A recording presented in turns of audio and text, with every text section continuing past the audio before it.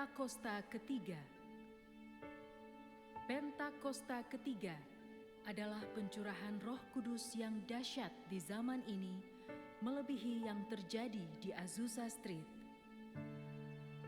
Pentakosta ketiga akan mengakibatkan penuaian jiwa yang terbesar dan yang terakhir sebelum Tuhan Yesus datang kembali. Pentakosta ketiga akan membangkitkan generasi Yeremia, yaitu anak-anak muda yang dipenuhi Roh Kudus, cinta mati-matian kepada Tuhan Yesus, tidak kompromi terhadap dosa, dan akan bergerak untuk memenangkan jiwa. Pentakosta ketiga lahir di Indonesia dan bergerak ke bangsa-bangsa. Gerakan ini dari timur ke barat dan akan kembali ke Yerusalem.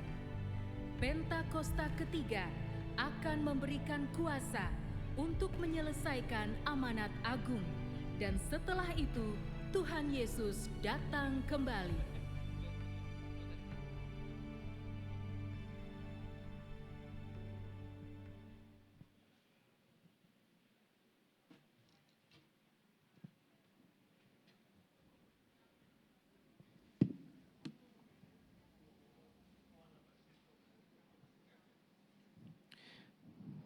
Baik, terpuji nama Tuhan. Shalom. Shalom. Boleh lambaikan tangan ibu saudara. Yuk sama-sama kita bangkit berdiri dan boleh berikan salam kiri kanan. Bapak saudara minum 5 orang, katakan selamat datang, Allah baik bagi kita. Haleluya. Dan Tuhan Yesus selama-lamanya ajaib. Boleh berikan tepuk tangan buat Tuhan Yesus. Siapa nama Allah kita yang dahsyat? Siapa namanya? Berikan tepuk tangan buat Tuhan Yesus sama-sama. Allah bangkit, come on, bersorak, come on, Allah bangkit, hey, sama-sama katakan, musuh dikalahkan, umat jadi bangkit,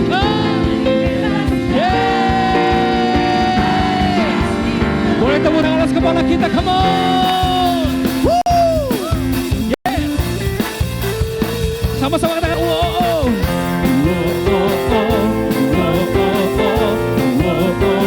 sekali lagi sama-sama. Takkan kerahkanlah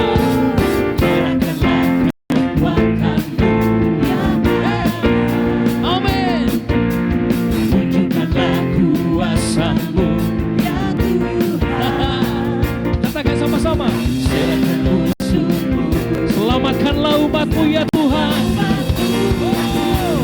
Allah dahsyat di tempat. Berikan tepuk tangan buat Tuhan Yesus. Sama-sama katakan. Tunjukkanlah kekuatanmu ya Allah. Tunjukkanlah kuasamu Tuhan. Yes. Serahkan musuh-musuh kita oleh kuasa darahnya dan kuasa kebangkitan yang memulihkan kita, gereja Tuhan. Yuk sama-sama angkat tangan tinggi-tinggi, come on. One. Allah bangkit. Say, hey.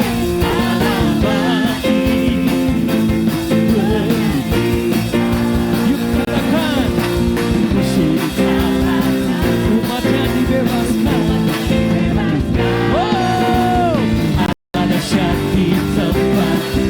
Yuk tepuk tangan atas kepala kita sama-sama, come on. Katakan, woo! Kerahkanlah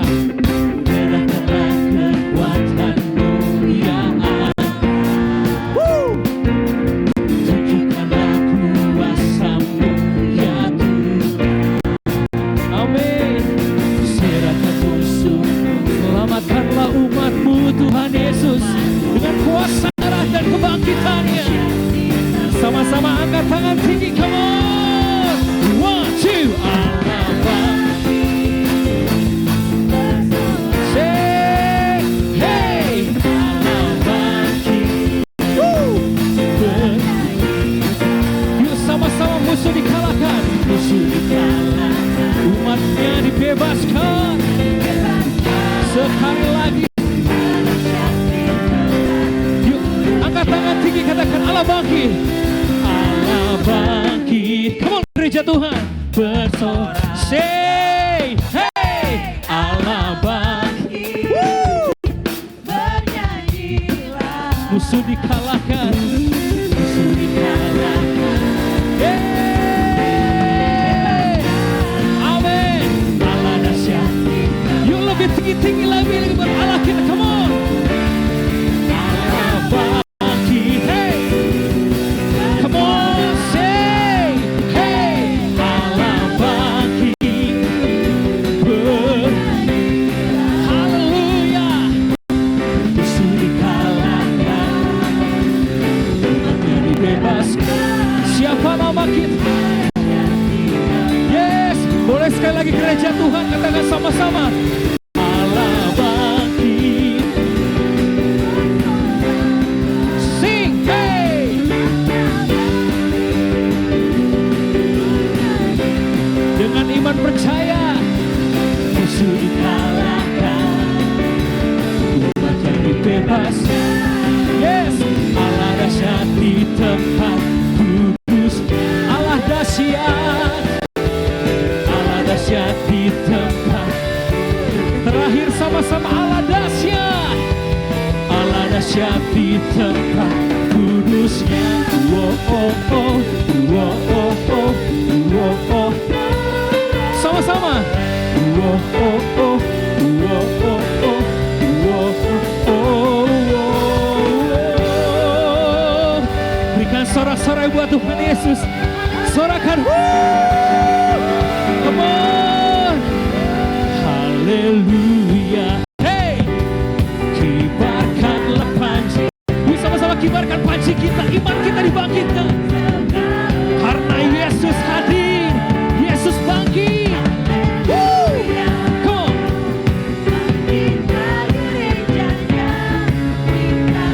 Yes. Are you ready? Come on. Sing. 1, 2. Haleluya.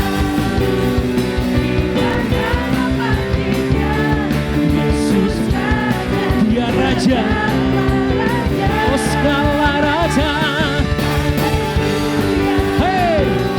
Bangkitlah gerejanya. Kita lebih dari pemenang. Yuk sama-sama deklarasikan gereja Tuhan bahwa kita lebih dari pemenang. Amin. Yang lebih dari pemenang, angkat tangan tinggi-tinggi, katakan sama-sama. Come on, taruh tangan di dada. Kita lebih dari pemenang. Sing. Kita lebih dari pemenang. Kita lebih dari pemenang. Katakan, Anda lebih dari pemenang. Anda lebih. Dan sekali lagi ya, katakan sama-sama saya. Saya lebih dari pemenang. Oh, saya lebih dari pemenang. Jika Allah di pihak kita, siapa dapat melawan? Yes, kita lebih dari. Yuk sama-sama angkat tinggi-tinggi. Haleluya. Woo.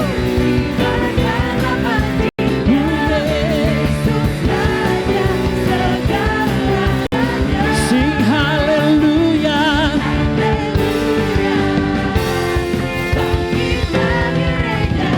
Oh, yuk sama-sama angkat tangan tinggi-tinggi sampai belakang gereja Tuhan buat Tuhan Yesus. Come on. Haleluya.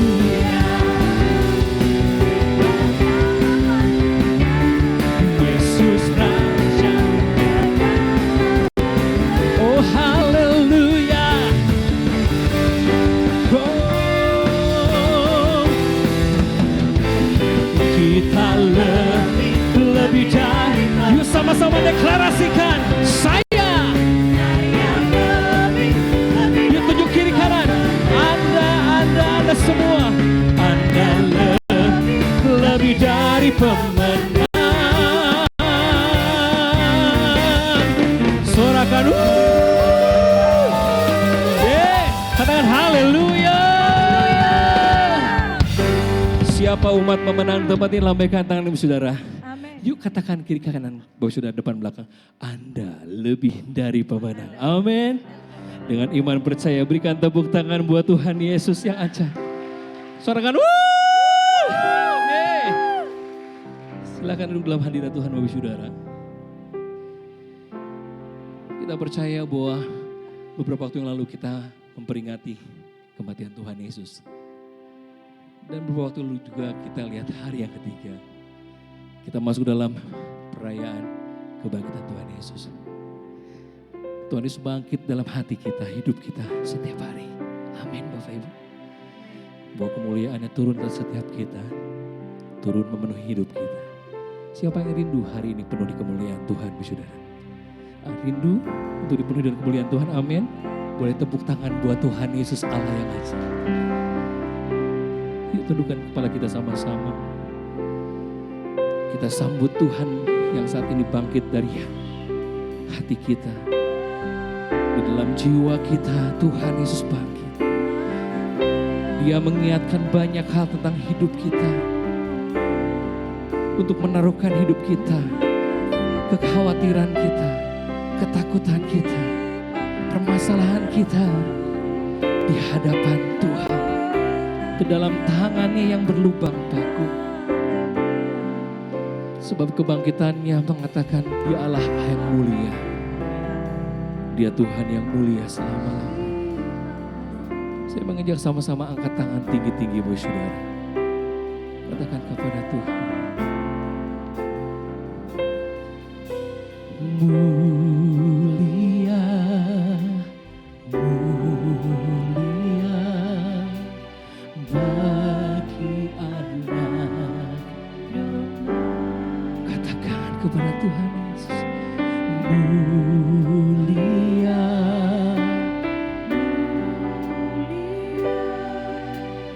bagi anak domba.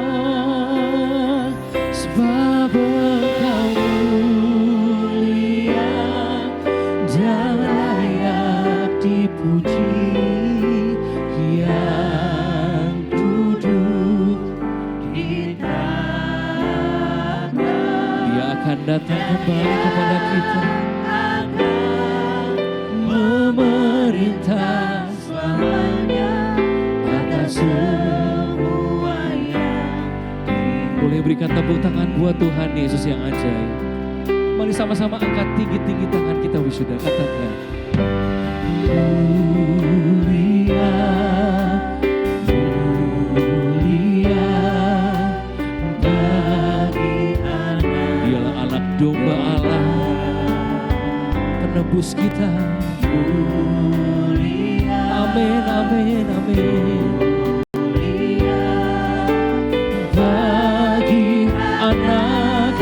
Domba, sebab Engkau mulia dan layak dipuji. Yes Lord, yang duduk di tahta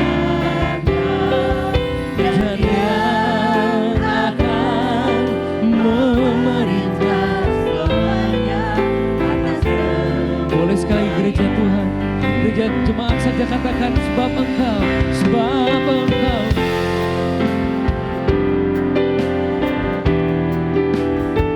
Katakan kepada Tuhan Yesus, Bapak Ibu Saudara.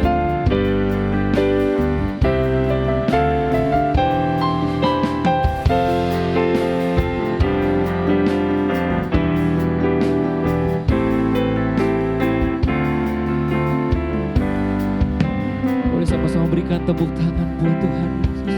Boleh sekali lagi jemaat saja katakan mulia.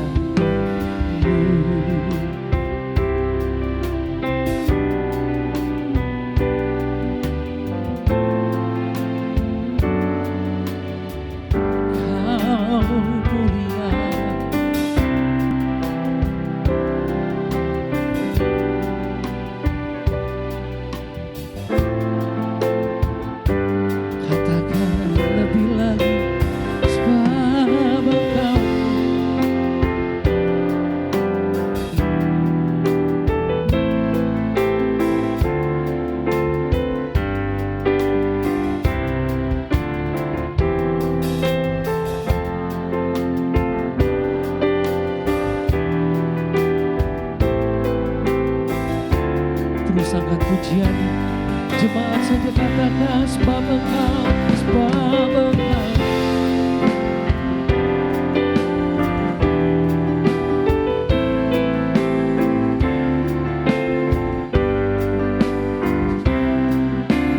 Inilah kami umat-umat-Mu Tuhan Yesus.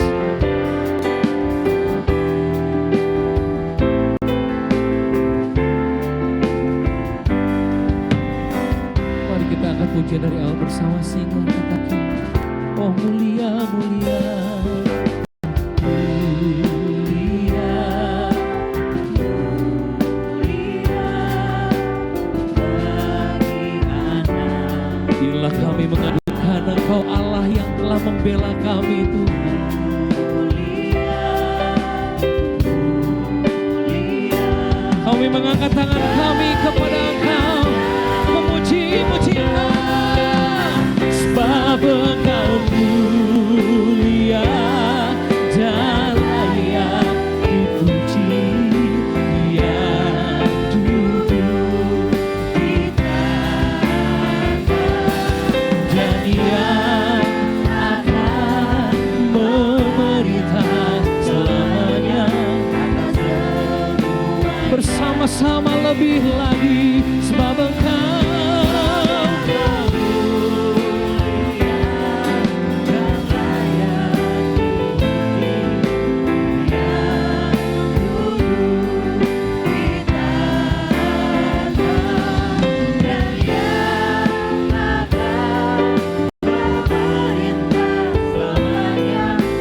musik angkat pujian ini, mari sama-sama sembah Tuhan Bapak Ibu Saudari pagi hari ini.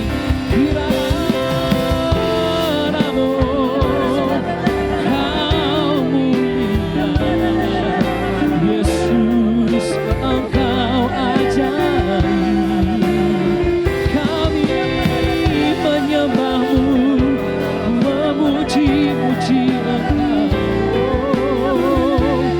Mari sama-sama berbahasa roh saudara.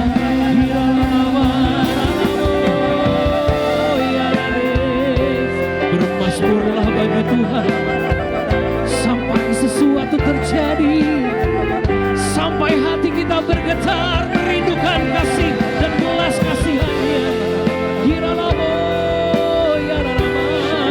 Haleluya. Terus berdoa bersaudara, bermasmurlah, katakan Tuhan baik.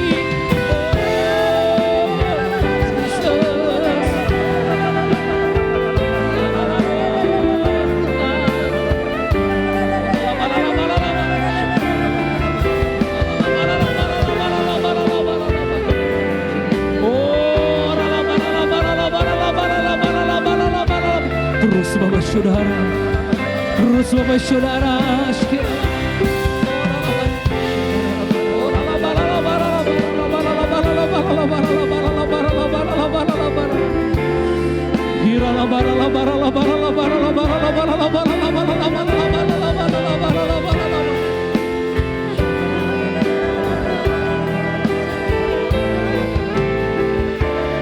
mari sama-sama kita angkat tangan tinggi-tinggi bersaudara, katakan sebab Engkau mulia dan layak dipuji, yang duduk di tangan dan yang akan memerintah selamanya atas semuanya. Boleh sekali lagi sama-sama Bapak Saudara, angkat tangan tinggi-tinggi. Sebab Engkau mulia dan layak dipuji, yang duduk di tangan dan yang akan memerintah selamanya. Boleh lebih lagi bersama-sama gereja Tuhan, katakan sebab Engkau mulia. Katakan kepada Tuhan Yesus, katakan kerinduan kita pada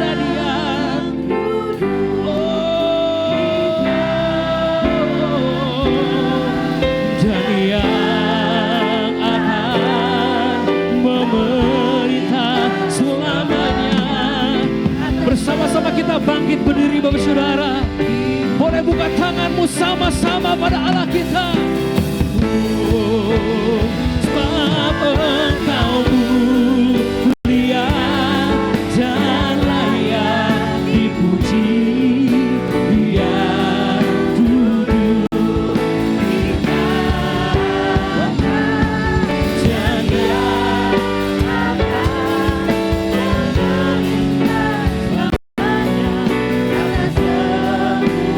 yuk sama-sama sekali lagi katakan. Sebab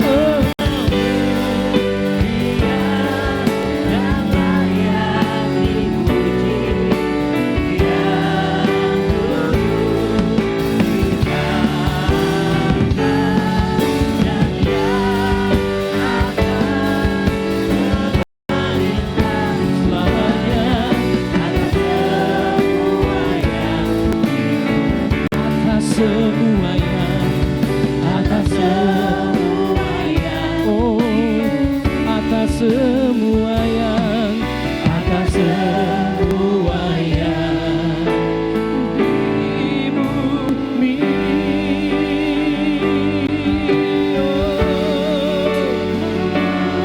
di bumi menyembah Kau, di bumi menyembah-Mu. Keluarga dengan keluarga boleh bergandengan tangan. Mari kita bersehati memuji-muji Tuhan Allah penebus kita. Di bumi menyembah Kau Yesus, di bumi memuji-Mu Tuhan.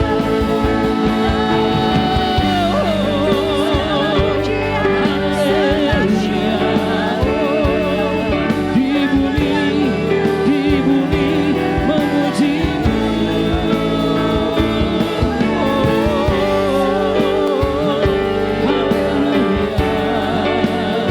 Kami mengangkat pujian dan penyembahan kami. Kami mengangkat pujian dan penyembahan kami.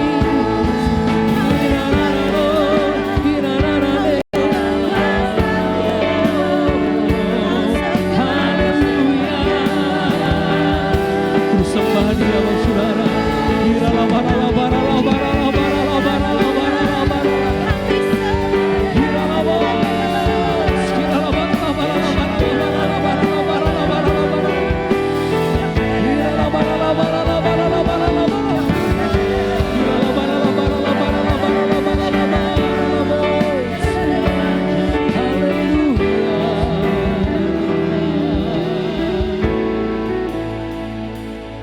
Sekali sama-sama kita berbahasa roh, saudara.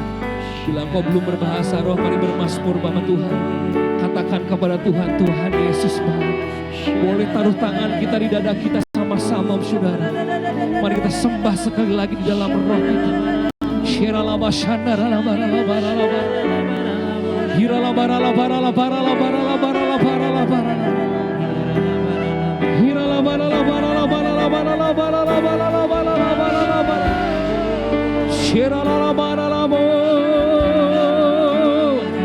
Taruh kerinduan kita kepada Tuhan. Taruhkan setiap hati kita di hadapan-Nya, di dalam tangan-Nya, dalam kasih-Nya. Taruhkan segala perkara-perkara kita, sebab Dia ajaib.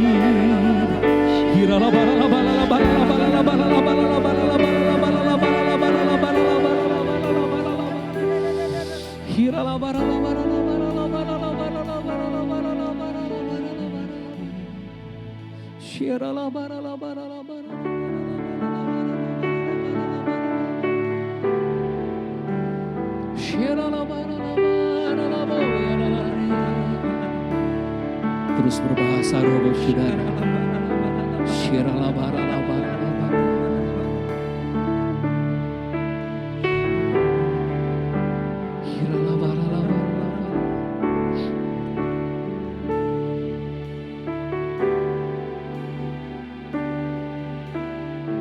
Segala pujian syukur bagimu, di dalam. Kini ku datang sujud.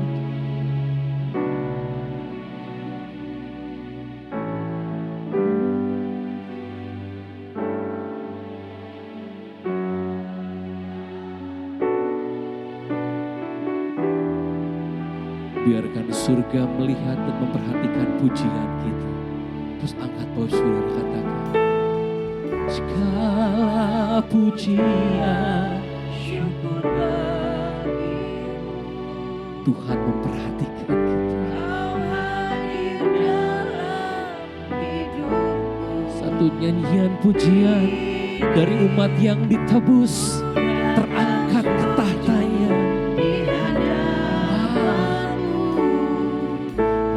Memujimu, menyembah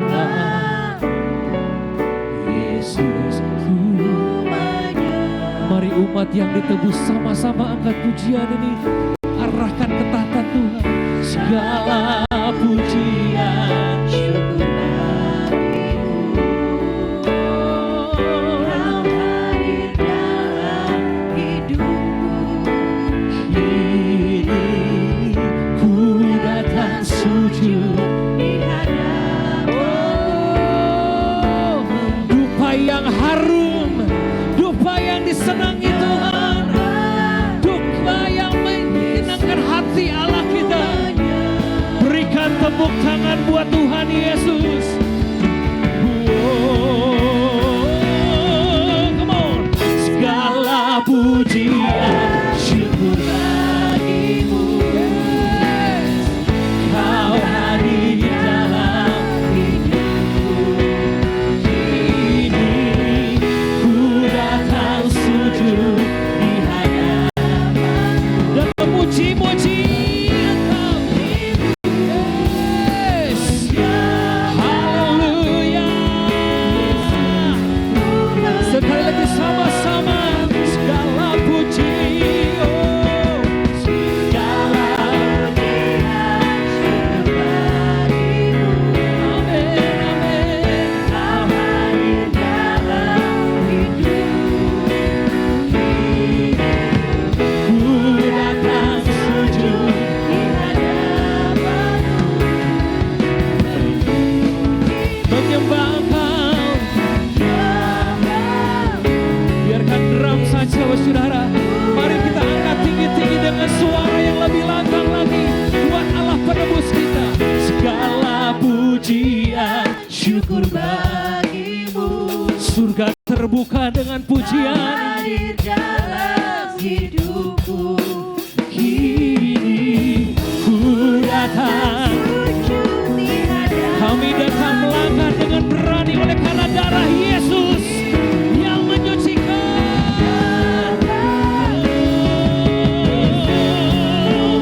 Yuk sekali lagi, segala puji, segala pujian syukur bagimu.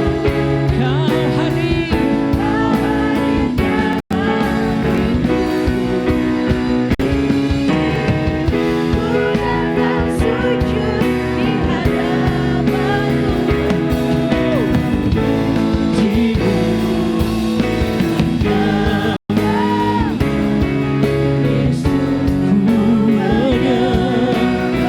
kami memuji Kau, menyembah.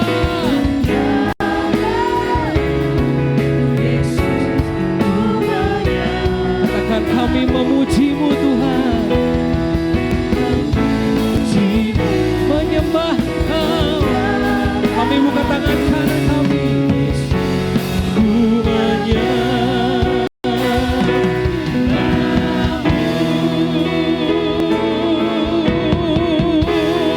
Berikan kemuliaan buat Tuhan Yesus.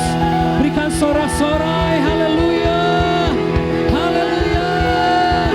Haleluya. Haleluya. Haleluya.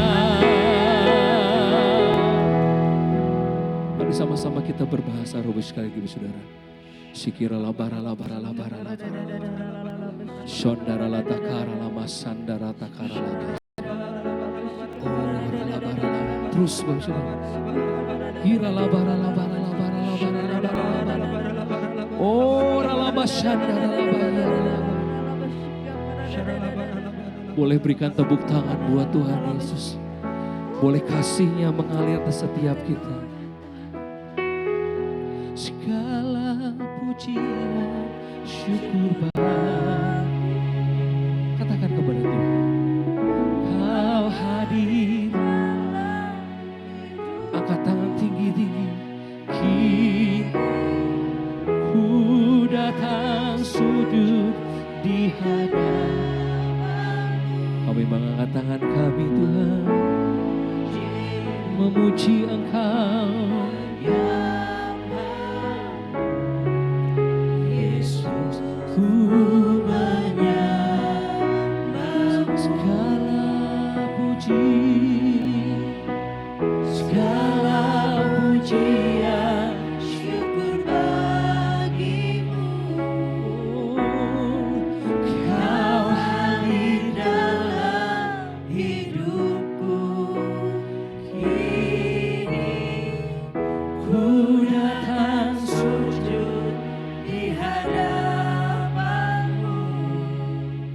memujimu, menyembahmu. Yesus, ku menyembahmu.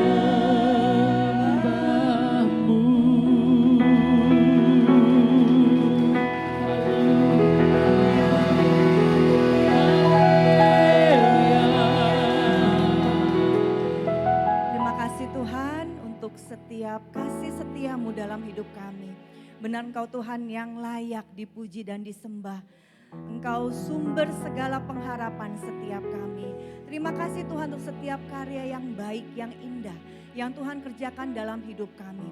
Terus Tuhan hari ini Tuhan berbicara pada setiap kami, Tuhan terus membentuk setiap kami. Berkati setiap jemaat-Mu di tempat ini. Kami memberikan waktu yang terbaik kami untuk kami boleh dibentuk, ditegur. Kau dandani setiap kami sehingga kami semakin indah di mata-Mu. Terima kasih Tuhan, kami siap untuk mendengarkan firman Tuhan hanya di dalam nama Tuhan Yesus. Jemaat yang dikasihi Tuhan, kita sama-sama katakan amin. Shalom, silakan duduk. Iya, senang sekali bisa berada kembali di tempat ini di Regensi Pagi ya. Ini adalah momen di mana kita sudah merayakan Paskah, ya, sudah merayakan kebangkitan Tuhan dan kita dijadikan sebagai umat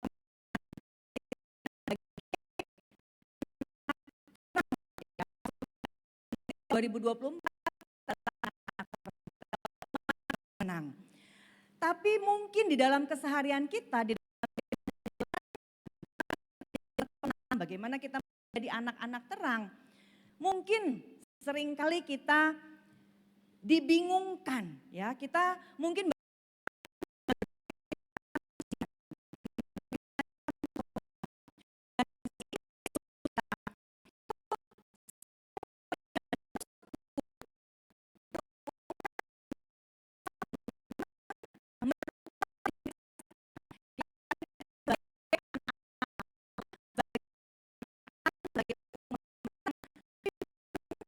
supaya identitas sebagai anak Tuhan ini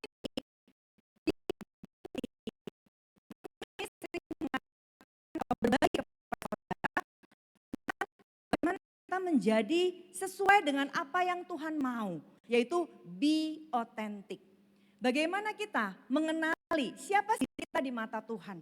Kita mungkin pemenang, anak-anak terang, umat pilihan Allah, ya, imamat yang rajani, umat kesayangan Allah, bangsa yang kudus dan lain sebagainya.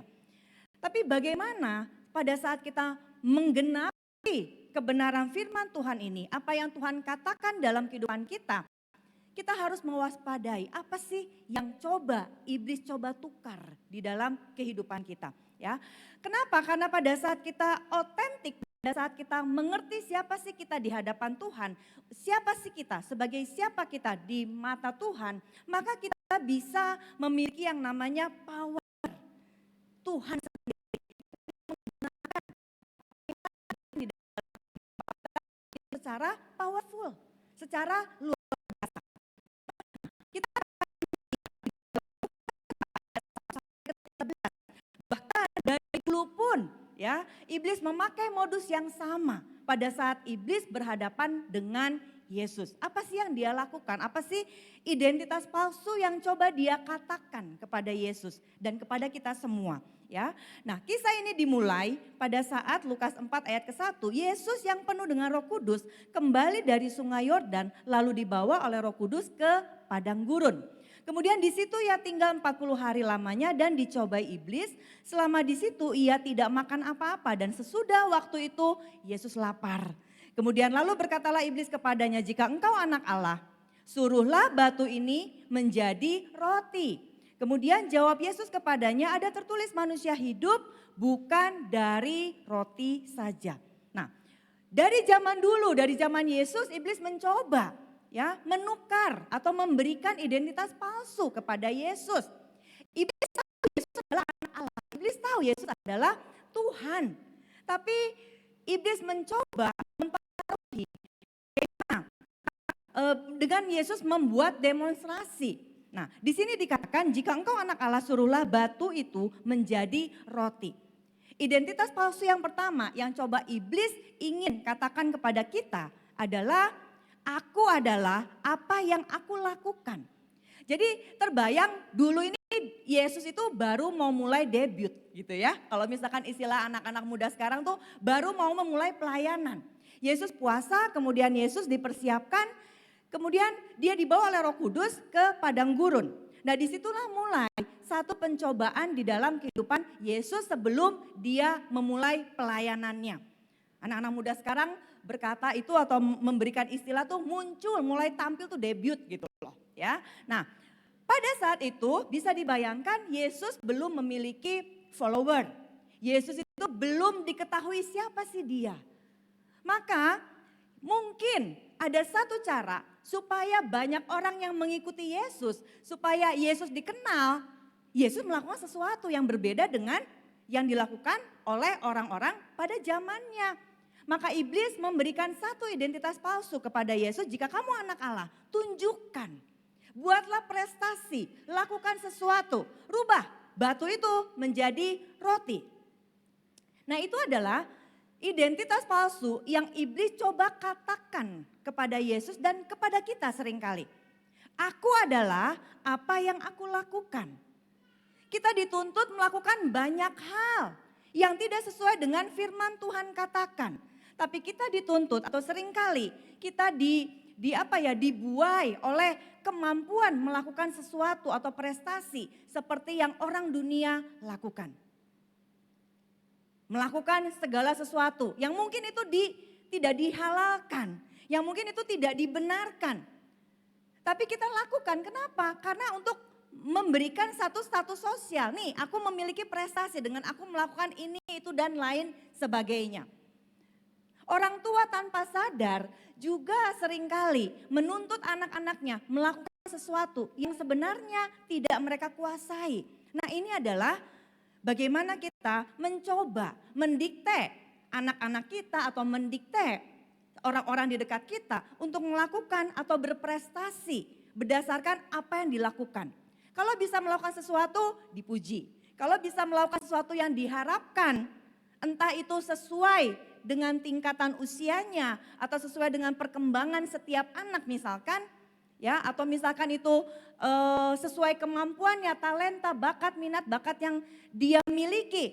Kita mungkin memuji, tapi berapa banyak di antara kita yang bisa menerima kehadiran orang-orang di dekat kita, entah itu pasangan, anak kita, ya suami, istri dan lain sebagainya, dengan mereka tidak melakukan apa-apa sekalipun. Bisa Bapak Ibu bayangkan seorang bayi pada saat dia dilahirkan. Mengapa orang tua bisa mengasihi bayi itu? Padahal bayi itu belum memiliki kemampuan melakukan apa-apa. Terbayang ya kalau misalkan seorang bayi dilahirkan dan dia harus bisa menguasai berbagai macam hal, bisa berprestasi dulu baru kita mengasihi bayi itu. Berapa banyak bayi-bayi yang menjadi anak-anak yang terbuang. Nah inilah kasih Bapa pada setiap kita. Kita dikasihi bukan karena prestasi yang kita lakukan. Bukan karena penghargaan-penghargaan atau misalkan pencapaian-pencapaian yang sudah kita dapatkan selama ini. Kita dikasihi karena Allah adalah kasih. Nah ini yang seringkali dunia coba biaskan dari kehidupan anak-anak Tuhan. Kamu dikasihi oleh Allah, kamu bisa diampuni oleh Allah karena kamu melakukan sesuatu. Karena kamu berusaha, karena kamu baik dan lain sebagainya. Tapi sebenarnya seberapa baik sih perbuatan yang kita lakukan? Tidak ada yang baik. Ya, firman Tuhan mengatakan bahwa setiap perbuatan baik kita adalah seperti kain kotor di hadapan Tuhan. Makanya kita ingat dengan Paskah bulan lalu, karya penebusan Tuhan bukan karena kita baik, tapi karena ada Yesus yang baik untuk setiap kita. Nah, ini adalah identitas palsu yang pertama. Kita diterima atau kita adalah apa yang kita lakukan. Budaya di sekitar kita selalu memberikan standar seperti ini. Ayo berprestasi dulu, ayo mencapai sesuatu dulu dan lain sebagainya. Tanpa sadar kalau kita punya mindset yang seperti itu kepada Tuhan, maka kita akan menuntut orang-orang di sekeliling kita untuk bisa berprestasi, baru kita bisa mengasihi setiap mereka. Kehidupan kita sebagai keluarga itu menjadi kehidupan yang penuh dengan tuntutan. Kehidupan kita sebagai keluarga menjadi kehidupan yang penuh dengan syarat. Oke, nah kita kenali, hati-hati kalau kita terjebak di area ini. Identitas palsu yang pertama, kita menghargai seseorang karena prestasi yang dilakukan. Kemudian kita lanjutkan Lukas 4 ayat yang kelima. Nah, iblis tidak berhenti sampai di situ pada saat dia mencoba mengecoh Yesus. Kemudian ayat yang kelima, kemudian yang membawa Yesus ke suatu tempat yang tinggi dan dalam sekejap mata yang memperlihatkan kepadanya semua kerajaan dunia. Kata iblis kepadanya, segala kuasa itu serta kemuliaannya akan kuberikan kepadamu sebab semuanya itu telah diserahkan kepadaku dan aku memberikannya kepada siapa saja yang ku kehendaki. Apa yang iblis minta? Di sini ayat yang ketujuh. Jadi jikalau engkau menyembah aku, seluruhnya itu akan menjadi milikmu. Ya, di sini iblis akan memberikan kekayaan asalkan Yesus menyembah dia. Kemudian jawab Yesus kepadanya, ada tertulis, engkau harus menyembah Tuhan Allahmu dan hanya kepada Dia sajalah engkau berbakti. Jadi di sini Yesus diiming-imingi, semua ini akan diberikan kepadamu.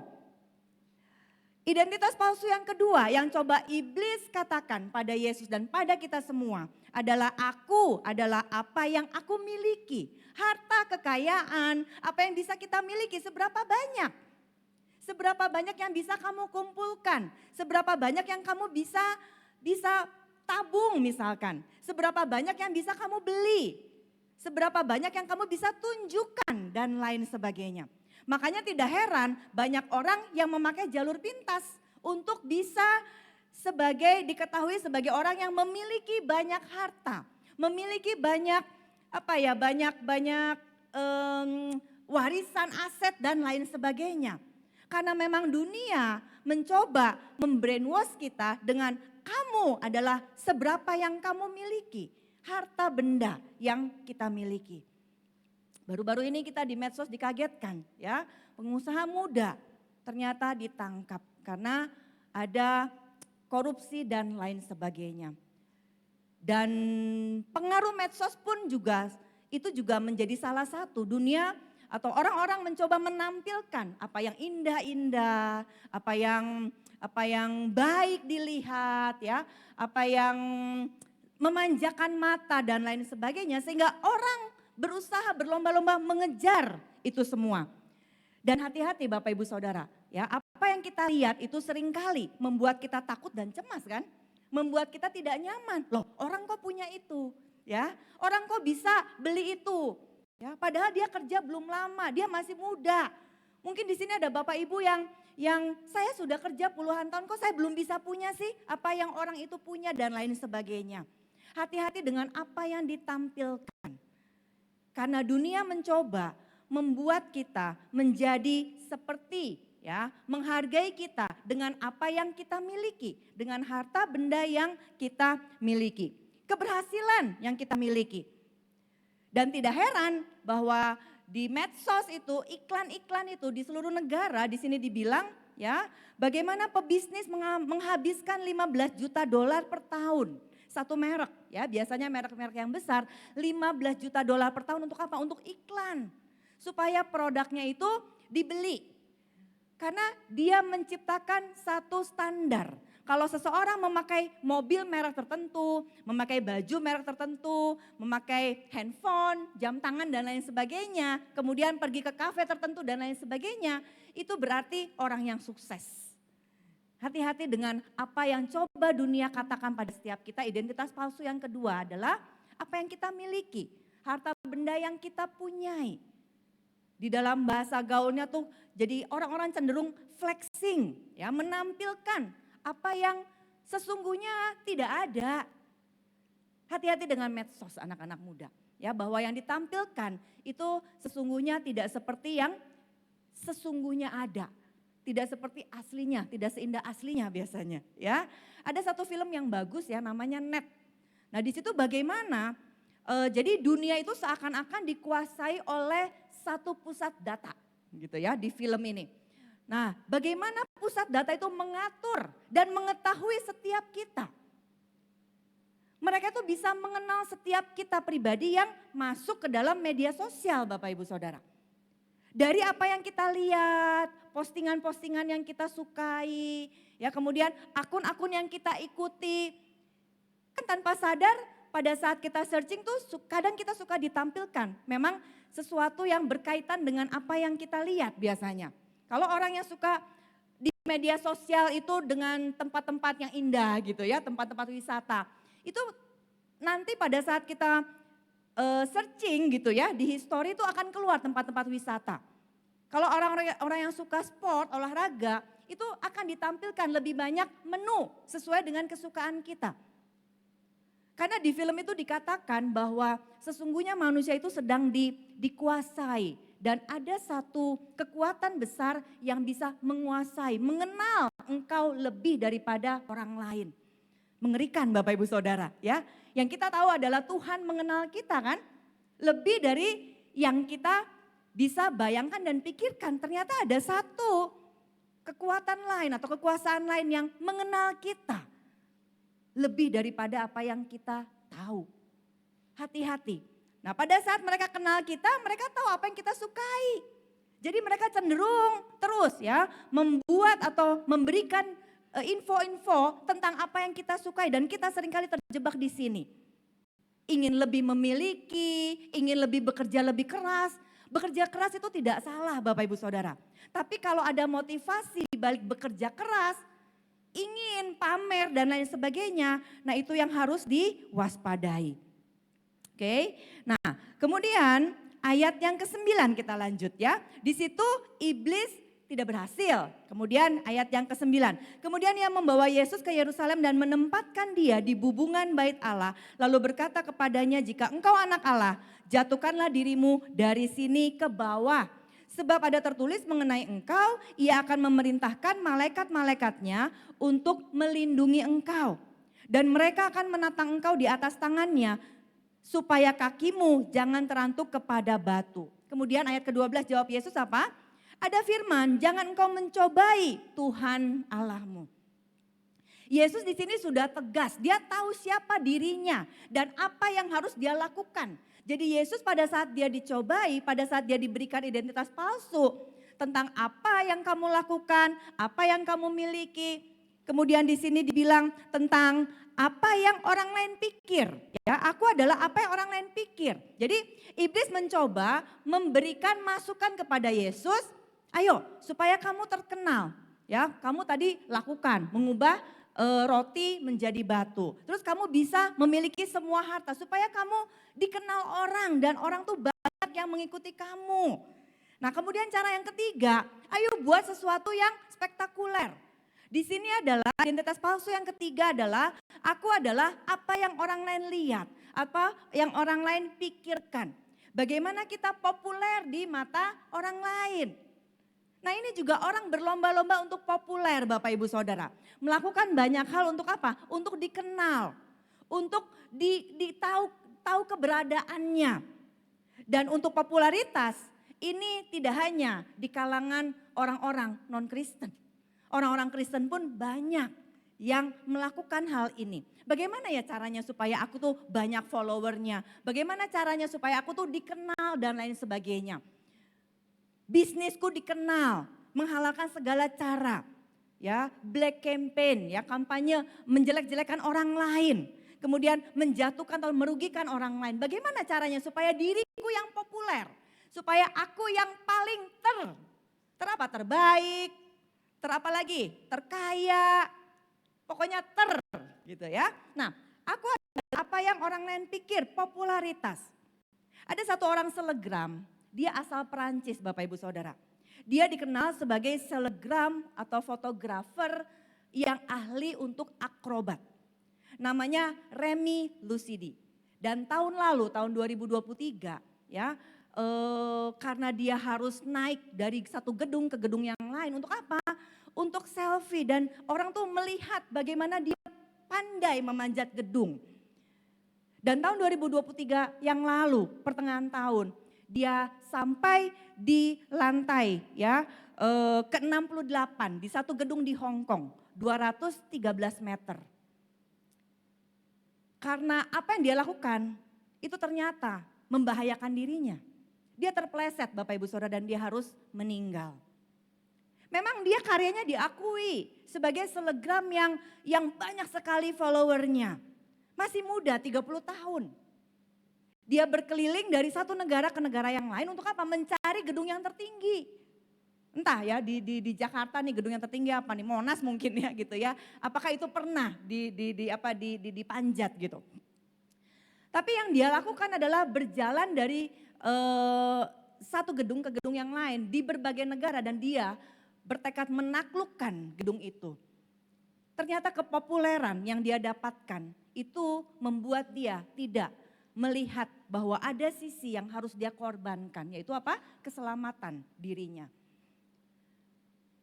Sia-sia jadinya, ya apa yang dia dapatkan sia-sia. Dunia terkejut dan dunia sedih dengan apa yang terjadi kepada satu selegram ini. Tapi ini salah satu contoh bahwa mungkin sangkin ya senangnya menginspirasi orang lain, bahwa tidak ada hal yang tidak bisa kita lakukan mungkin. Remy Lucidi seperti itu, atau mungkin dia bisa memberikan view yang terbaik dari gedung-gedung yang tertinggi dan dia membagikan di media sosial. Apa yang dia lakukan ternyata membahayakan dirinya sendiri. Aku adalah apa yang orang lain pikirkan. Nah dari ketiga ini coba kita renungkan. Kira-kira apa sih yang paling sering yang iblis coba masuk ke dalam diri kita? Apakah bagaimana tentang kita berprestasi, apa yang kita miliki, atau sepopuler apa kita di hadapan atau di mata orang lain. Karya penebusan Yesus itu berkata atau mematahkan semua identitas palsu ini. Tuhan mengasihi kita bukan dari apa yang kita lakukan. Tuhan mengasihi kita, Tuhan mau menebus dosa kita bukan dari apa yang kita miliki. Kalau dari zaman dulu orang-orang di bait Allah ya datang ke rumah Allah mempersembahkan korban. Dari burung tekukur, kemudian kambing domba dan lain sebagainya. Semakin tinggi tingkatan seseorang maka persembahan yang diberikan juga semakin mahal nilainya. Itu di zaman hukum Taurat.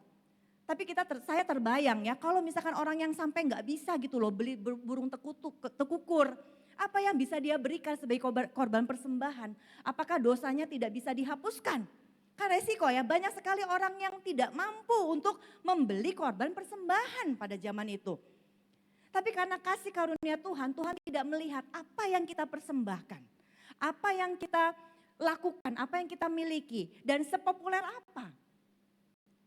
Tuhan tidak menerima para ahli Taurat yang pinternya bukan kepalang. Tapi Tuhan menerima orang-orang berdosa untuk datang kepadanya, untuk ditebus dan diselamatkan, diampuni dosanya. Nah di mata Tuhan Yesus, ya identitas palsu ini semua dipatahkan. Tapi tetap kita harus berjaga-jaga Bapak Ibu Saudara. Kenapa?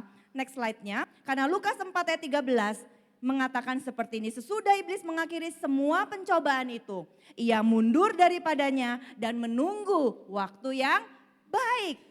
Jadi memang pada saat kita sadar, aku dikasihi bukan dari apa yang aku lakukan. Aku dikasihi bukan dari apa yang aku miliki. Dan aku dikasihi bukan dari apa kata orang lain tentang aku. Tapi kita tetap harus berjaga-jaga Bapak Ibu Saudara. Kenapa? Karena ada pribadi yang sabar. Mungkin dibilang ini panjang sabar. Karena dia apa? Dia menunggu waktu yang baik.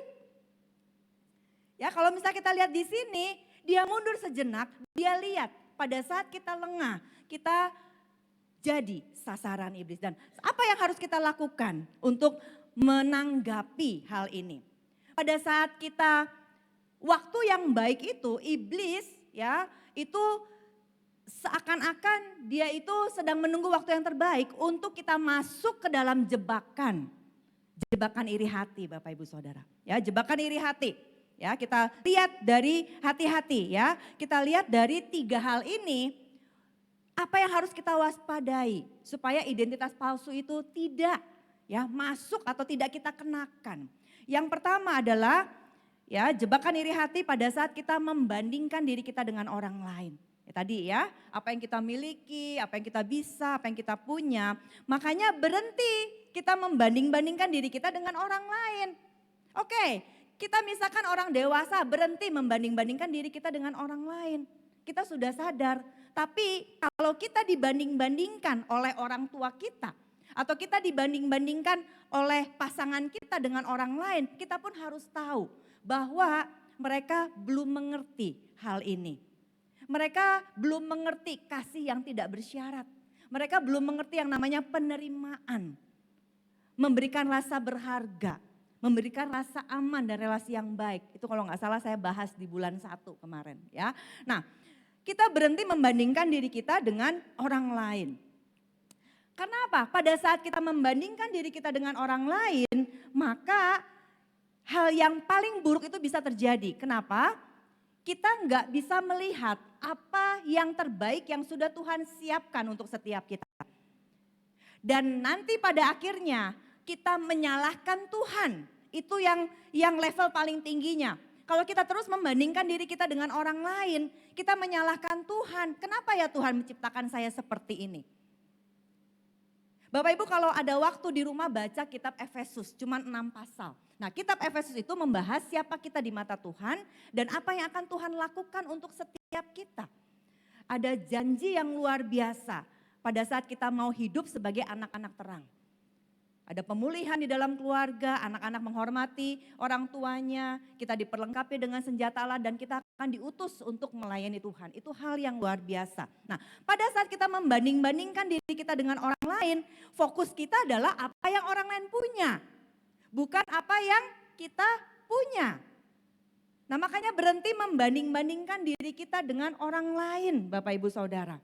Ya, karena membanding-bandingkan dengan orang lain itu tidak akan melihat sisi baik dari kita. Kembangkan yang namanya rasa cukup. Ya di tangan kita ada apa? Kita bersyukur. Kembangkan rasa cukup. Jangan kita membandingkan diri dengan orang lain. Menginginkan atau membayangkan apa yang tidak kita miliki.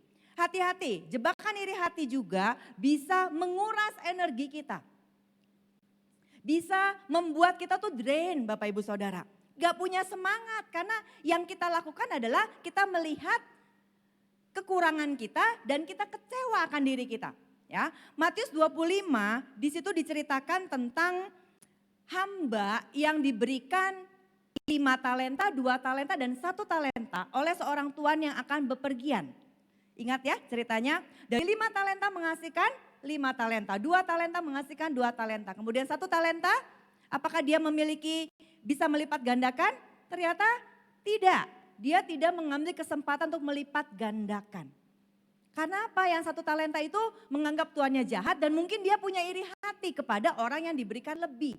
Nah bisa tampilkan ayatnya Matius 25 ayat 21. Coba ya kita lihat. Matius 25 ayat 21. Padahal yang Tuhan itu inginkan, bisa ditampilkan, saya nggak ada di slide. Oke, saya bacakan ya. Nah, ada pada saat tuannya datang, yang punya 5 talenta itu memberikan 5 talenta kepada tuannya. Apa yang tuannya itu katakan? Maka kata tuannya itu kepadanya, baik sekali perbuatanmu itu, hai hambaku yang baik dan setia. Engkau telah setia dalam perkara kecil, aku akan memberikan kepadamu tanggung jawab dalam perkara yang besar. Masuklah dan turutlah dalam kebahagiaan tuanmu. Jadi kamu udah setia dalam perkara kecil nih aku tambahin gitu loh, bahasa sederhananya. Ya, itu yang punya 5 talenta. Kemudian Matius 25 ayat 23, kemudian datang lagi hamba yang punya 2 talenta. Ini Tuhan, aku sudah melipat gandakan, aku sudah mengusahakan sesuai dengan apa yang aku bisa, sesuai dengan kemampuanku. Nah, dia memberikan 2 talenta kepada tuannya. Tuannya ini berkata seperti apa? Ayat yang ke-23, maka kata tuannya itu kepadanya, baik sekali perbuatanmu itu hai hambaku yang baik dan setia, engkau telah setia memikul tanggung jawab dalam perkara yang kecil. Aku akan memberikan kepadamu tanggung jawab dalam perkara yang besar. Masuklah dan turutlah dalam kebahagiaan tuanmu. Kata-kata yang sama diberikan oleh Tuhan kepada hamba yang memiliki 5 talenta, melipat gandakan dan melipat gandakan memberikan laba 2 talenta. Kata-kata yang sama persis. Tidak ada sedikit pun dikurangi. Ya, kamu tuh hamba yang baik dan setia. Kamu udah setia dalam perkara yang kecil. Aku akan memberikan lagi perkara yang besar. Coba kalau yang punya 1 talenta, dia lakukan hal yang sama, maka perkataan yang sama pun akan dia terima. Tidak peduli berapa yang dia dapatkan sebenarnya. 5, 2 dan 1 talenta itu tidak menjamin dia memperoleh pujian yang lebih baik atau lebih buruk daripada tuannya. Tapi apa yang dia bisa kerjakan dengan sekuat tenaga, apa yang dia bisa kerjakan dengan segenap hati itu inti poinnya. Nah, pada saat kita iri hati, ya, yang 1 talenta itu dia terkuras energinya, dia cenderung melihat kejahatan tuannya. Dia cenderung melihat apa yang tidak dia punya. Dia cenderung melihat apa yang teman-temannya punya. Akhirnya apa? Dia mandul Bapak Ibu Saudara. Dia tidak bisa mengembangkan apa yang dia miliki. Padahal dia berpotensi untuk dipercaya hal yang besar pada saat dia mengembalikan laba 1 talenta. Ya, bisa nangkep ya? Dia itu punya potensi bisa melakukan dipercayakan hal yang besar sama besarnya dengan yang punya 2 dan punya 5 talenta. Tapi karena dia membanding-bandingkan diri, dia iri hati, maka potensi yang ada di dalam dirinya itu tidak bisa keluar, tidak bisa maksimal. Hati-hati pada saat kita sebagai orang tua membanding-bandingkan anak kita. Hati-hati kita sebagai atasan, kita membanding-bandingkan bawahan kita. Orang-orang yang Tuhan percayakan di dalam komunitas, di dalam lingkup pengembalaan, di dalam lingkup komunitas kita tidak bisa berkembang kalau dibanding-bandingkan. Dan itu yang sering kali karena apa tadi? Identitas palsu. Berdasarkan apa yang dilakukan, berdasarkan apa yang sudah dicapai, yang dimiliki dan seberapa dia bisa populer. Oke, nah menguras energi kita dan yang ketiga jebakan iri hati. Ya, iblis menunggu untuk kita bisa masuk ke dalam jebakan yang ketiga. Jebakan iri hati yang ketiga adalah membuat kita menarik lebih banyak dosa. Hati-hati Bapak Ibu Saudara ya, iri hati itu iri hati kalau dibuahi ya itu sudah menjadi tindakan. Nanti kebaktian kedua saya akan membahas tentang iri hati, kecewaan dan lain sebagainya yang harus kita buang. Tapi di sini kalau iri hati dibuahi jadi kelakuan, jadi perilaku kita, ini akan menarik lebih banyak dosa. Di 1 Samuel 18 ayat yang ke-9, di situ diceritakan tentang Saul pada saat dia mulai iri hati kepada Daud. Di situ dibilang sejak Saul berketetapan hati untuk mengawasi Daud, nah ini ya. Ada ayatnya bisa tampilkan ya, sejak Saul berketetapan hati. Nah, jadi iri hati kemudian itu dibuahi itu jadi ketetapan hati Bapak Ibu Saudara, hati-hati ya. Biasanya kita mendengar seseorang di Alkitab itu berketetapan hati, melakukan apa yang Tuhan inginkan. Tapi di sini dibilang ya sejak saat itu, sejak hari itu maka Saul selalu mendengki Daud. Sejak hari itu Saul berketetapan hati untuk mendengki Daud. Apapun yang Daud lakukan itu salah di mata Saul dan ada iri hati. Nah kita belajar dari Saul pada saat Saul iri hati kepada Daud, apa yang dia lakukan? Pada saat Daud di istana Saul, Saul mulai melempar tombaknya kepada Daud. Dan itu meleset Bapak Ibu Saudara. Kemudian dia mulai lagi ya, karena dengkinya semakin membuat dia panas, semakin membuat dia tidak tenang. Ada keinginan untuk mencelakai Daud. Dikirimlah Daud untuk melawan bangsa Filistin ke medan perang. Dan diiming-imingi hadiah untuk dinikahi dengan anaknya Merab. Kemudian Daud menang karena Daud orang yang luar biasa. Daud menang, ternyata dibohongi Bapak Ibu Saudara. Kemudian dikirim lagi, diiming-imingi lagi akan dinikahkan dengan anaknya Mika. Kemudian Daud kembali dan menang. Kemudian berulang kali seperti itu. Pokoknya Saul ingin mencelakai Daud. Sampai akhirnya terang-terangan Bapak Ibu Saudara. Lihat intensitasnya. Iri hati dengki menarik lebih banyak dosa. Tadinya cuma dengki, cuma lempar tombak, kesel, ingin melukai. Tapi sekarang intensitasnya ingin membunuh, ingin mencelakai, ingin memusnahkan dan lain sebagainya. Iri hati semuanya dari asal iri hati. Membanding-bandingkan diri kita dengan orang lain, menguras energi setiap kita. Ya, next slide. Nah ini ya, makanya kita be authentic. Yuk kita kembali ya, kita kembali kepada rancangan Tuhan untuk setiap kita. Efesus 2 ayat ke-10 mengatakan kita ini buatan Allah. Diciptakan dalam Kristus Yesus. Untuk apa? Untuk melakukan pekerjaan baik seperti yang sudah Tuhan siapkan sebelumnya. Dan dia mau Tuhan kita ini hidup di dalam rencana Tuhan. Be authentic. Jadilah diri kita sesuai dengan apa yang Tuhan inginkan. Tampilkan aja semua ya, kalimatnya ada 3 ya. Berhenti membandingkan diri dengan orang lain. Kemudian pada saat ada kebaikan Tuhan untuk orang lain. Nah ini supaya kita lewat gitu ya, supaya kita enggak masuk jebakan iri hati. Kita mulai kembangkan nilai-nilai seperti ini. Bersukacita atas kebaikan Tuhan kepada orang lain. Kalau orang lain diberkati, ya jangan kita mumet dan lain sebagainya. Ada penelitian ya di bagian radio, nah Institut Nasional Ilmu Radiologi di Jepang. Penelitian ini mengatakan dia mempelajari otak seseorang, dicari volunteer, apa yang dirasakan oleh seseorang pada saat iri hati.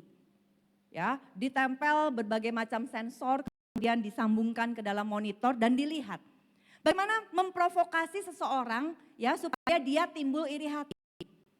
Volunteer ini diberikan satu pernyataan, coba bayangkan orang yang ingin kamu kalahkan. Wow, mulai nih ya, orang yang dites ini sampel ini volunteer ini dia mulai deg-degan. Napasnya sudah mulai agak cepat gitu ya, membayangkan orang yang ingin dia kalahkan. Nah kemudian ditanya lagi ya, seandainya orang itu mengalahkan kamu dan dia lebih dari segalanya daripada kamu, apa yang kamu rasakan? Di situ mulai intensitasnya semakin meninggi. Tergambar di dalam grafik, semakin dia iri hati, maka ada nilai yang dicapai, itu ingin berbuat jahat itu semakin tinggi. Sampai akhirnya diberikan pertanyaan ketiga, pernyataan ketiga. Apa yang kamu rasakan pada saat kamu mendengar berita orang yang ingin kamu kalahkan terlibat di dalam kecelakaan? Nah ternyata di situ terdapat sensor dan tertulis bahwa ada rasa bahagia Bapak Ibu Saudara. Ada rasa bahagia pada saat kita mendengar orang yang kita ingin kalahkan atau orang yang menjadi rival kita itu menderita kecelakaan. Nah penelitian ini dipublish dan itu menjadi pembelajaran. Bagaimana kita harus menjaga hati kita. Iri hati itu menguras energi kita dan menarik lebih banyak dosa. Dan ini ilmiah. Penelitian ini ilmiah bahwa ada sesuatu yang terjadi di dalam diri kita pada saat kita mendengar orang yang ingin kita kalahkan atau orang yang membuat kita iri. Mengalami sesuatu yang tidak menyenangkan. Ayo kita mulai ya, be authentic. Kita mulai berhenti membandingkan diri kita dengan orang lain, hidup sesuai dengan apa yang Tuhan rancangkan untuk setiap kita. Umat pemenang, ya anak-anak terang, umat kesayangan Allah. Kita adalah orang yang dikasihi, kita adalah orang yang berhak menerima kasih karunia Tuhan. Dan bagikan itu semua kepada orang-orang yang ada di sekitar kita. Pada saat kita mendapatkan semua kebaikan Tuhan, jangan berhenti sampai di kita Bapak Ibu Saudara. Bangkit jadi terang, bagikan itu semua. Pada saat kita membagikan, maka hidup kita akan lebih bahagia. Itu sebagai obat penawar ya, yang tadinya kita iri, tapi pada saat kita berbahagia mendengar keberhasilan orang lain, mendengar orang lain diberkati, maka itu sesungguhnya adalah membuat kita menjadi obat penawar untuk kita, membuat kepekaan kita lebih lagi. Pemain musik boleh maju ke depan. Nah, next slide. Ya. Nah, di sini kita bisa lihat ya, ada seseorang yang mungkin kisahnya sudah Bapak Ibu kenal. Di sini dibilang bahwa kita memiliki keterbatasan, iya betul. Setiap kita memiliki keterbatasan, tidak ada satu orang pun di tempat ini yang tidak memiliki keterbatasan dan pergumulan. Kita semua punya pergumulan, amin Bapak Ibu. Kita semua punya keterbatasan, amin Bapak Ibu. Ya, jadi jangan merasa sendiri. Dan ini mungkin diwakili oleh satu orang yang dia kalau dia mau membandingkan dirinya dengan orang lain, dia tidak akan dikenal seperti seseorang yang berprestasi sampai saat ini. Justru keterbatasan dia, justru apa yang dia punya, dia tetap ingin otentik di hadapan Tuhan bahwa let the weak say I am strong. Biarkan aku yang lemah ini ya berkata aku kuat karena siapa? Karena Tuhan. Nah, dia bilang seperti ini, dia pianis ternama yang hanya memiliki 4 jari tangan. Pada saat kita semua orang-orang normal punya 10 jari Bapak Ibu Saudara. Tapi dia bilang seperti ini ya, mungkin pergumulan hidupnya gak mudah, jatuh bangun. Ya, mamanya juga gak mudah untuk membesarkan dia sebagai orang yang memiliki keterbatasan. Kaki terbatas, tangan terbatas. Tapi dia bisa melihat ada sesuatu yang baik yang Tuhan siapkan untuk dirinya. Dia bisa berkata seperti ini, terlahir cacat bagiku merupakan anugerah spesial dari Tuhan. Aku sampaikan pesan ini, kalau kalian bisa melakukan apapun dengan kekuranganmu, ya jangan membandingkan diri kita dengan orang lain. Coba berusaha menjadi apapun yang kamu inginkan, yang kamu tahu di dalam Tuhan, yang Tuhan inginkan. Ya, jangan membandingkan karena apa yang Tuhan kasih di dalam hati kita berbeda dengan apa yang Tuhan kasih kepada orang lain. Well, bisa maju ke depan, ya. Nah, hari ini kita diingatkan, yuk. Untuk menjadi pemenang, untuk menjadi anak-anak terang. Ya, untuk bisa kita lebih dekat sama Tuhan. Nah, iri hati, saya lupa, iri hati juga membuat kita sulit untuk sembahyang Bapak Ibu Saudara. Ya, untuk mengagungkan Tuhan karena kita protes terus sama Tuhan. Tapi kalau kita mau ya berhenti membandingkan diri, kemudian kita menyadari keterbatasan kita, mengizinkan Tuhan bekerja dalam kehidupan kita. Maka yang ada di dalam mulut kita adalah ucapan syukur. Mari kita bangkit berdiri. Tadi aja nyanyiin yang referen terakhir itu apa tuh tadi? Yuk, kita mau hari ini kita diingatkan bahwa Tuhan mengasihi kita. Dengan setiap apa yang kita ada saat ini. Bukan karena apa yang kita lakukan. Baru Tuhan mengasihi kita. Bukan karena apa yang kita miliki, baru Tuhan mengasihi kita. Dan bukan karena seberapa kita dipandang orang lain, kita dikasihi Tuhan. Tapi hari ini kita mau mengingat karya penebusan Tuhan Yesus di kayu salib. Seseorang yang baik, seseorang yang mau memberikan dirinya, memberikan awal yang baru untuk setiap kita. Kita ditebus karena kita begitu berharga di mata Tuhan. Dan Tuhan ingin melakukan sesuatu hal yang luar biasa di dalam diri setiap kita. Terima kasih Tuhan Yesus, terima kasih. Segala pujian, syukur bagi dari mulut kita saat ini keluar puji-pujian untuk Tuhan. Hidupku ku datang sujud di hadapan-Mu, memuji-Mu, menyembah-Mu, Yesus ku menyembah. Di otentik di hadapan Tuhan, tampil apa adanya saat ini. Hanya ucapan syukur saja yang kita naikkan untuk menyenangkan hati Tuhan. Kita tidak membawa sesuatu yang lain. Tidak membawa apa yang kita miliki, apa yang kita lakukan. Dan seberapa kita penting di mata dunia. Tapi kita mau datang saat ini. Benar-benar bersujud di hadapan Tuhan. Memuji Tuhan karena apa yang sudah Tuhan lakukan. Menyembah Tuhan karena apa yang sudah Dia lakukan untuk setiap kita. Terima kasih Tuhan Yesus. Engkau sungguh baik bagi setiap kami.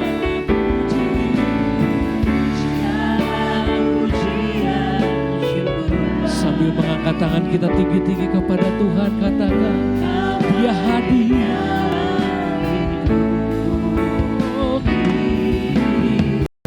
Ku datang sujud di hadapan-Mu, menyembah-Mu Tuhan, oh Yesusku. Boleh bertepuk tangan buat Tuhan Yesus, sama-sama angkat pujian ini. Angkat tanganmu tinggi kepada Allah, kita katakan segala pujian syukur bagimu.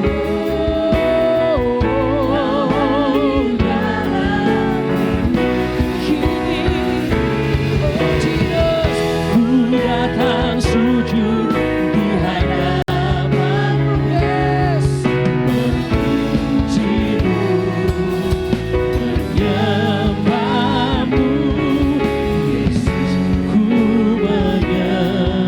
Yesus ku menyembah-Mu, Yesus ku menyembah, Yesus kami menyembah-Mu, ku menyembah-Mu.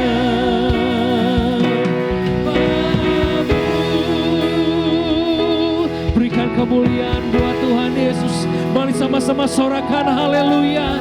Katakan Yesus baik selama-lamanya. Haleluya, haleluya, haleluya. Kami sambut semua apa yang telah Kau rancangkan bagi kami. Dan kami terima seperti apa yang Kau firmankan melalui hamba-Mu. Biarlah kami semua, apa yang menjadi kehendak-Mu lah yang terjadi dalam hidup kami.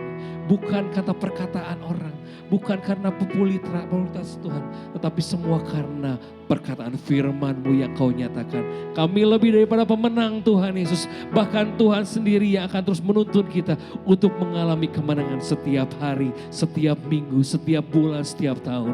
Terima kasih Tuhan Yesus. Kami terima di dalam nama-Mu, Allah kami yang hidup, Tuhan Yesus Juru Selamat kami.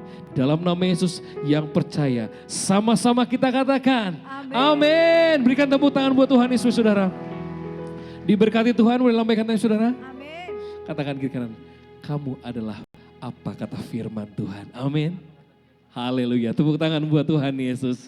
Silakan duduk Bapak Saudara. Baik, izinkan saya dan kami seluruh pengembala tempat ini untuk menyambut Bapak Saudara yang baru pertama kali beribadah di tempat ini. Ada enggak Bapak Saudara? Sebelah kanan saya ada yang baru pertama kali beribadah di tempat ini. Di tengah saya ada. Sebelah kiri. Puji Tuhan, tepuk tangan buat Tuhan Yesus, kita jemaat yang setia. Kita percaya bahwa Tuhan akan terus tambah-tambahkan jiwa-jiwa pada kursi yang kosong, Bapak Saudara, amin.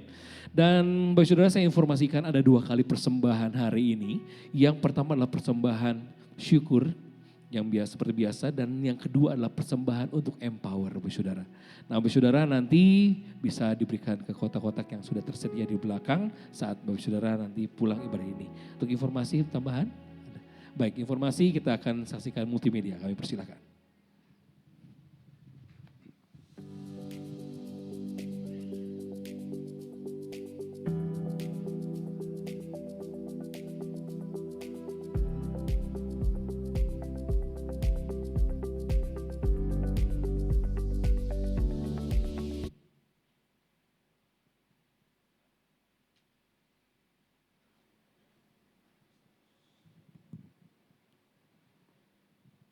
Shalom Bapak Ibu, ada beberapa pengumuman. Di sini ada 2 lembar kecil Bapak Ibu seperti ini ya. Ini ada di ujung kiri ada tulisan BD yang artinya adalah beban doa, dan yang satu lagi kertas ada tulisan KS yaitu kesaksian. Nah, diharapkan Bapak Ibu yang tidak keberatan untuk dapat mengisi nama dan nomor telepon, baik itu di beban doa di kertas ini, untuk kita sama-sama doakan di sini gitu ya Bapak Ibu. Dan juga di ruang kesaksian ini juga sama, bagi Bapak Ibu yang tidak keberatan mengisi nama dan nomor telepon. Lalu di depan ada kotak, 2 kotak, itu ada kotak yang beban doa dan kesaksian. Bapak Ibu bisa melipat seperti ini dan memasukkannya. Seperti itu Bapak Ibu ya.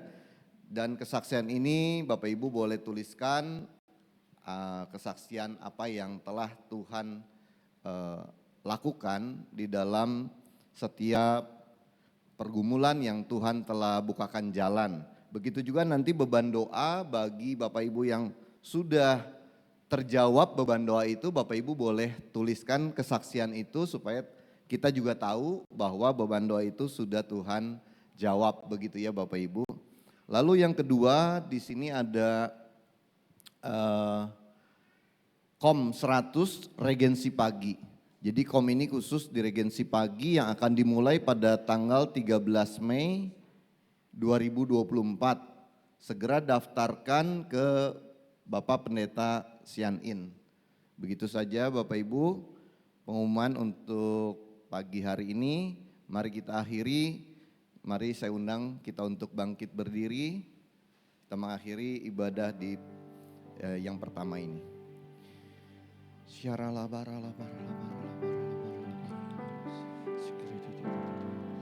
Terima kasih Tuhan Yesus, kami bersyukur kalau ibadah yang pertama ini boleh berjalan dengan luar biasa ya Tuhan. Kami boleh rasakan lawatan Allah bekerja atas setiap kami di tempat ini ya Tuhan. Terima kasih Tuhan Yesus, terima kasih. Bersyukur untuk setiap pujian, penyembahan yang boleh kami naikkan ya Tuhan. Biarlah ini boleh menjadi ibadah yang berkenan di hadapan-Mu ya Tuhan. Terima kasih Bapa. Begitu juga terlebih untuk firman Tuhan yang telah disampaikan oleh hamba-Mu Tuhan yang telah Kau utus di tempat ini ya Tuhan. Biarlah setiap firman yang keluar yang telah disampaikan ini tidak akan kembali dengan sia-sia, tetapi dapat mengerjakan di dalam setiap kehidupan kami, menjadi rema dalam setiap kehidupan kami. Dan kami bukan saja menjadi pendengar akan firman Tuhan, tetapi kami boleh menjadi pelaku firman di dalam setiap kehidupan kami.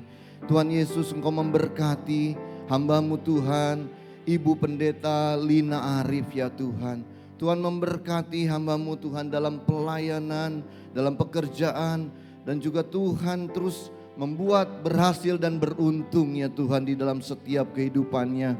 Tuhan terus memberkati di dalam pelayanannya Tuhan. Sebagai kadep dari sekolah minggu juga Tuhan, Tuhan yang memberkati. Tuhan juga memberkati keluarganya, untuk suami daripada Ibu Lina Arif, untuk Bapak Pendeta Daniel Arif juga Tuhan. Kau memberkati hamba-Mu ya Tuhan. Sebagai istri juga Tuhan yang terus memberkati, menopang di dalam setiap pelayanan daripada suaminya Tuhan. Dan juga sebagai orang tua, sebagai ibu dari anak-anak Tuhan. Tuhan yang menutup bungkus setiap keluarga ini Tuhan, di dalam nama Tuhan Yesus. Tuhan yang memberkati juga dengan kesehatan ya Bapa.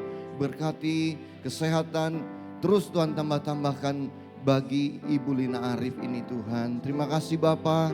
Terus pakai Tuhan di dalam pelayanannya, dimanapun hamba-Mu Kau utus, Tuhan menyertai dan Tuhan melindungi. Terima kasih Bapa. Kami berdoa juga Tuhan untuk jemaat-Mu Tuhan, untuk umat-Mu yang hadir di ibadah pada pagi hari ini, di ibadah yang pertama ini Tuhan. Tuhan yang memberkati umat-Mu Tuhan. Mungkin umat-Mu yang datang pada pagi hari ini, mereka membawa segala beban-beban persoalan hidup. Kami percaya pada saat mereka pulang tidak sama dengan mereka datang ya Tuhan. Mungkin ada yang datang dengan kelemahan tubuh, ada yang mungkin dengan lemah tubuh, mereka berharap ada kesembuhan yang terjadi. Biarlah dalam nama Tuhan Yesus pemulihan, kesembuhan terjadi ya Tuhan. Terima kasih Bapak, terima kasih.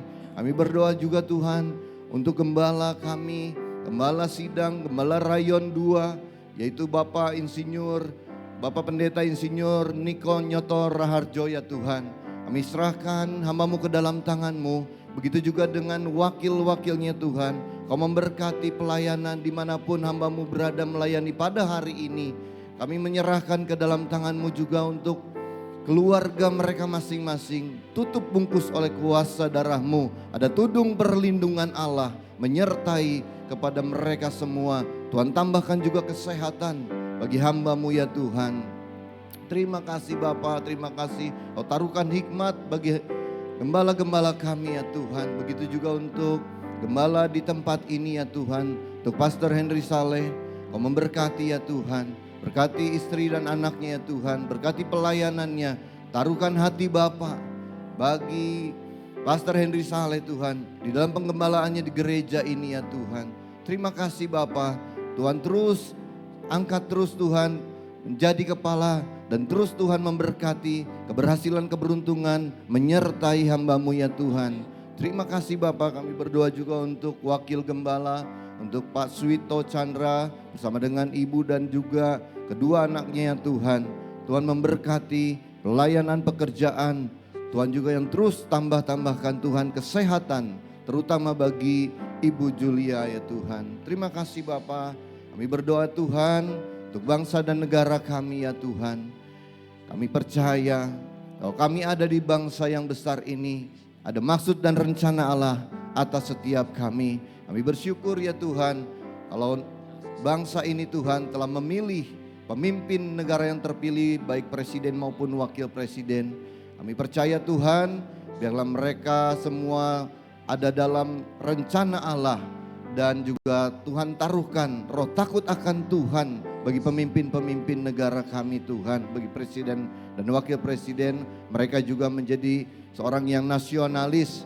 Memberikan toleransi kepada kami untuk terutama di dalam beribadah ya Tuhan. Terima kasih Bapa, membawa bangsa ini menjadi semakin maju, sejahtera, adil dan makmur. Kami juga berdoa untuk pemerintah yang masih ada saat ini Tuhan. Tuhan juga yang memberkati mereka baik dari pusat maupun di daerah. Tuhan juga yang akan memberkati keamanan TNI Polri terus berjaga-jaga untuk bangsa kami ini ya Tuhan. Sehingga ada kondusif dalam setiap situasi kondisi ya Tuhan di negara kami. Terima kasih Bapa, biarlah dari bangsa ini terus Tuhan ada nama Tuhan yang dimuliakan.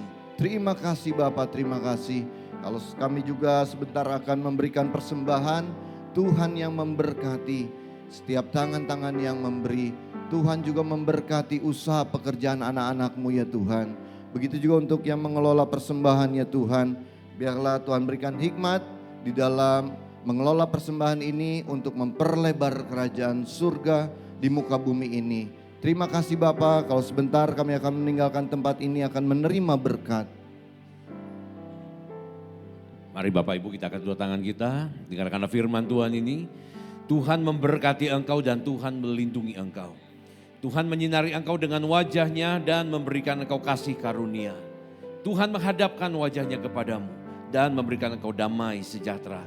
Terimalah berkat dari Allah Bapa, kasih yang sempurna dari Tuhan Yesus Kristus, persekutuan yang manis, penghiburan dan pengurapan yang baru dari Allah Roh Kudus, mulai hari ini sampai Tuhan Yesus datang untuk kali yang kedua, bahkan sampai selama-lamanya. Mari yang sudah diberkati Tuhan, kita katakan sama-sama, amin.